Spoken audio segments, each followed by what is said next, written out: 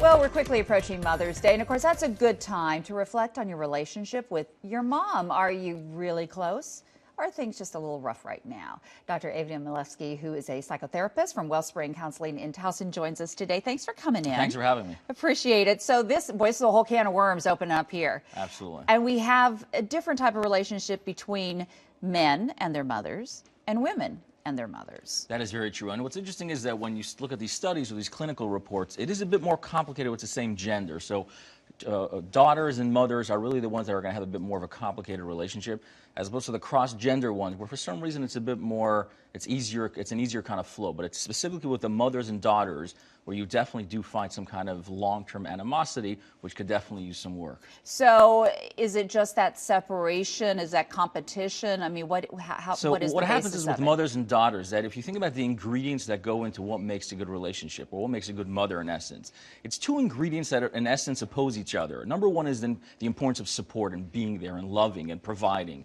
But on the other hand, it's also giving a sense of independence and really detaching a little bit. So in some way, they counter each other, and it's a very, very difficult balance to really provide children that exact amount of support and love and being there, but with it, a sense of independence. So in order to get that real balance, it's very, very difficult. So over time, because it's a difficult balance, you hit now adulthood, and you either feel smothered by your mother because she was just too much there and too much giving, or she was a bit detached. She gave you too much independence. So that's why it's really going to create some kind of difficulty in adulthood. So what kind of tips can we do to make things better, whatever the scenario is? So number one, the importance of not living in the past. So if you're an adult and your mom asks a question about your job or your dating, our teenage self is going to jump in and say, hey, you always butt into my business. Stop butting into my business. And we have Even to if really you're stop 40, ourselves. right? That's Exactly, right? We often just jump into our teenage self. And we have to Right. really back up for a second and say, hey, is this the teenage me answering, or is it the adult me? Number two, the importance of really open communication. In order to even say this, hey, you know what, Mom? Thank you for your support. I love it.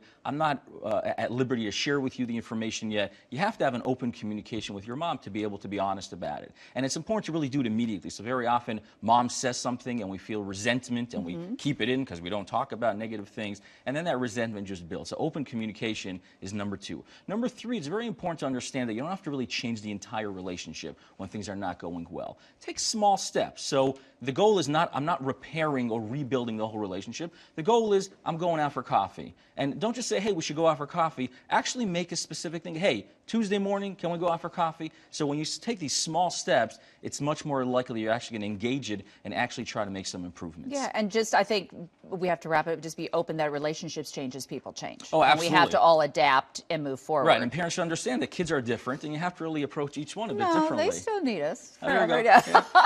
They just don't know that they do, but they always do. I'm joking. Thank you, Dr. Milevsky. Thank you for coming in. And of course, for more information on improving your relationship, you can head on to our website at foxbaltimore.com/morning.